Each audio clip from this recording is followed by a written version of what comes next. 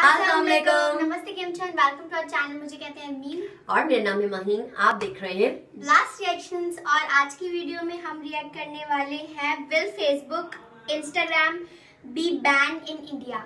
Okay. तो अब ये मतलब इसका टाइटल पढ़ के लग रहा है कि शायद बैन हो जाए या ना हो जाए, बट मुझे लगता है कि ये दोनों इतनी एसेंशियल चीज है कि बैन तो फेसबुक इंस्टाग्राम भी ban in India. Oh my God, this will be the shocking news ever. मतलब मुझे लगा तुमने गलत कुछ पढ़ लिया या गलत कुछ तुम कह रही हो। दोबारा क्रॉस चेक किया कि इसने सही पढ़ा है ना, मुझे पढ़ना आता है भाई।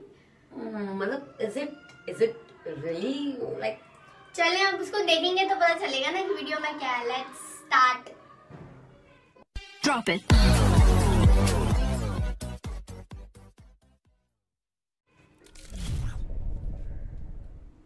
नाउ आपने अगर इस टॉपिक के बारे में अभी तक नहीं सुना तो हो सकता है कि अभी अभी आप सो के उठे होंगे, क्योंकि हाल ही में ये न्यूज़ काफ़ी डिस्कस की जा रही है कि फेसबुक, इंस्टाग्राम, ट्विटर ये सब भारत में हो सकते हैं ऑल टुगेदर बैन। यहाँ पे आप देखोगे इस पे आर्टिकल है, ये एक और आर्टिकल है, Facebook Twitter to be blocked in India tomorrow. Tomorrow मतलब 26 मई को। हालांकि टू बी ऑनेस्ट 26 मई को ब्लॉक होने के चांसेस कम है। अगर ब्लॉक होंगे भी तो मोस्ट प्रॉब्ली 27-28 के आसपास कुछ एक्शन लेंगे। मगर ये बहुत बड़ी बात है, आप सोच कर देखिए, अगर ऐसा हो गया तो भारत ऑलमोस्ट पूरी दुनिया से कट जाएगा in terms of social media. और इसलिए आपने देखा होगा कि ट्विटर पे ही इस वक्त इंस्टा, जो ये वर्ड है इंस्टाग्राम, ये काफ़ी हद तक ट्रेंड कर रहा है। लोग यहाँ पर शेयर कर रहे हैं मीम्स। ऑलमोस्ट एक पैनिक की सिचुएशन है। लोग यहाँ पर इस टाइप की जो मीम्स हैं ये यही दर्शाती है कि लोग काफ़ी हद तक रेडी हैं, ऑलमोस्ट प्रिपेयर कर रहे हैं खुद को to what is to come. अब क्वेश्चन यहाँ पर ये आता है कि क्या सरकार जेन्युइनली ऐसा कर सकती है? बैन ये होंगे भी तो कैसे होंगे, और इस सब का रीजन क्या है? इन सब ने क्या गलती कर दी कि अब यहाँ पे बात चल रही है कि इनको बैन कर दो? देखो, ये सारा इशू है सरकार की इंटरमीडिएरी गाइडलाइंस का। आपको याद होगा कि फरवरी 25 को सरकार ने नई गाइडलाइंस निकाली थी ऑन सोशल मीडिया। इस पर बहुत हो हल्ला हुआ था कि ये फ्रीडम को ख़त्म कर देगा, इससे सोशल मीडिया पर लोग खुल के बातचीत नहीं कर पाएंगे। जो OTT प्लेटफॉर्म्स है जैसे कि अमेज़ॉन प्राइम, ये नेटफ्लिक्स और भी बहुत सारे जो ये OTT प्लेटफॉर्म्स हैं, यहाँ पर ओपन शोज हमको नहीं दिख पाएंगे, बहुत ज़्यादा रिस्ट्रिक्टेड कंटेंट होगा। तो ये सब हुआ था 3 महीने पहले।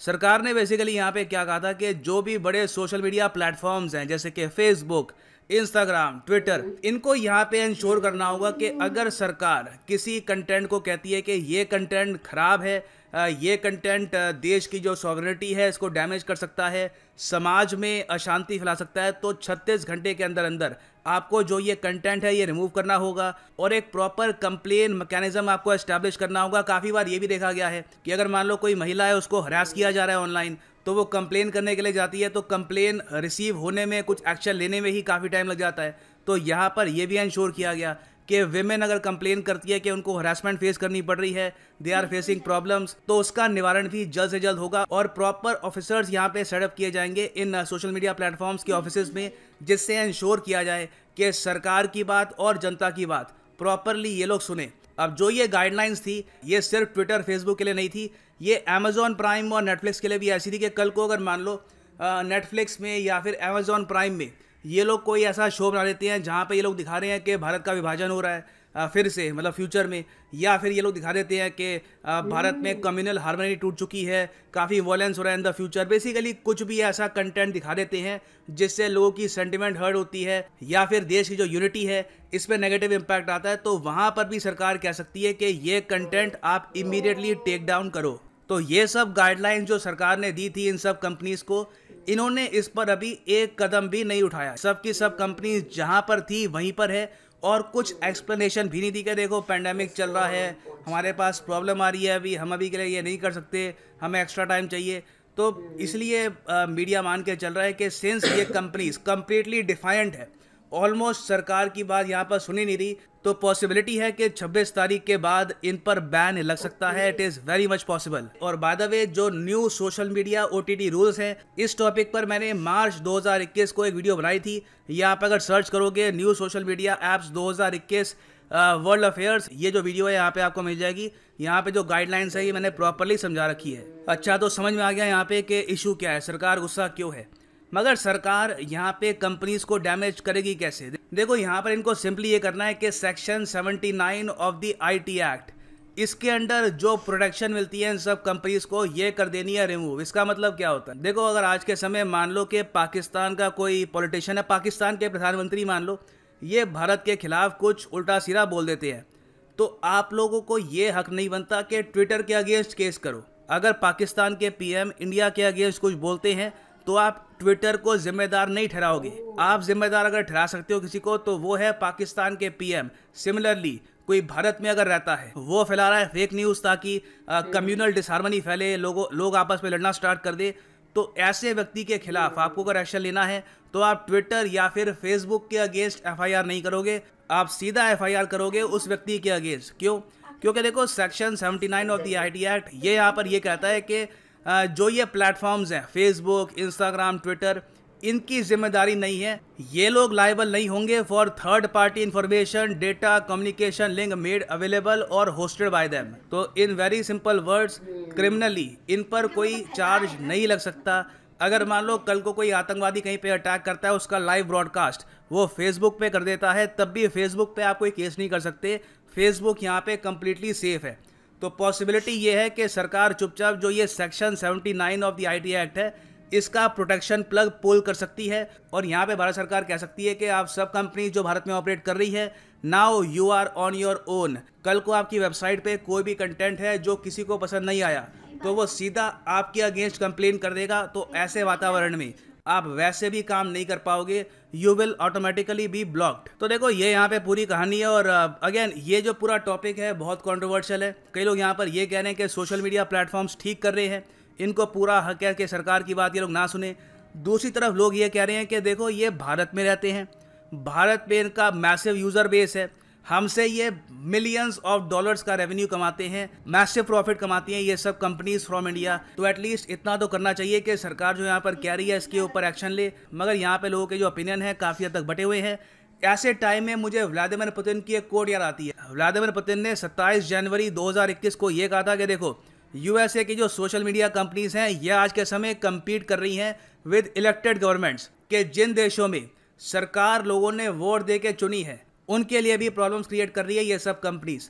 इंडिया में हाल ही में हमने देखा कि बाहर के देशों से एक टूल किट बन के आया और टूल किट के जरिए इंडिया में कैसे प्रोटेस्ट करना है, फार्मर प्रोटेस्ट के इशू को लेकर ये बात सर्कुलेट की गई।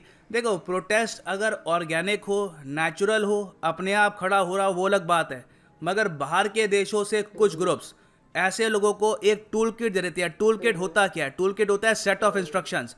मान लो आप एक कमरे में बैठे हो, 100 लोग हैं आपके साथ, अचानक से 90 लोग उठ के आपके खिलाफ बातचीत स्टार्ट कर देते हैं, तो आपको अजीब लगेगा। अचानक से 90 के 90 लोग सीट पे खड़े हो गए और अब मेरे खिलाफ यहाँ पे बातचीत कर रहे हैं। ऑब्वियस ही बात है, कुछ यहाँ पर प्लानिंग हुई है, कुछ यहाँ पर इनको बताया गया है कि इनको ये सब बोलना है। तो टूल किट में भी ऐसा ही होता है। अगर मान लो कोई ग्रुप है, वो चाहता है कि इंडिया के अगेंस्ट कुछ बातचीत करी जाए, तो वो लोग क्या करेंगे कि अमेरिकन सेलिब्रिटी को दे देंगे एक टूल किट। अब अमेरिकन सेलिब्रिटी को शायद मैप पे पता भी ना हो कि इंडिया की प्रॉपर लोकेशन क्या है, इंडिया की कैपिटल कहाँ पे है, भारत में इशू क्या चल रहा है। तो ये सब प्रॉब्लम सॉल्व करने के लिए उसको वो दे देंगे टूल किट के, देखो ये आपको ट्वीट करना है, कोई आपसे कोई सवाल पूछे तो ये जवाब दे देना, और इस तरीके से आपको पूरे प्रोटेस्ट में पार्टिसिपेट करना है। तो सिंस सोशल मीडिया में ये सब हो चुका है, हम ये भी देख चुके हैं कि सोशल मीडिया कैंपेन्स का बहुत बड़ा इम्पैक्ट होता है आज के समय रियलिटी पर, इवन छोटे शहरों में। तो नीड देखो यहाँ पर डेफिनेटली है कि कहीं ना कहीं कुछ कंट्रोल हो।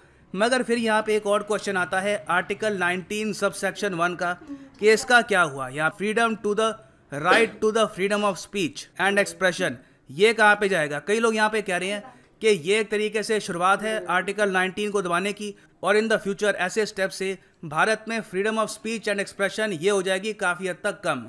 और ऑलरेडी मैं आपको ये बता दूं कि वर्ल्ड प्रेस फ्रीडम के मामले में भारत की रैंक ऑलरेडी बहुत ज़रा ख़राब है। हमारी रैंक अभी के लिए है 142 आउट ऑफ 180 कंट्रीज़, 180 कंट्रीज़। तो देखो अभी काफ़ी ख़राब हालत है हमारी।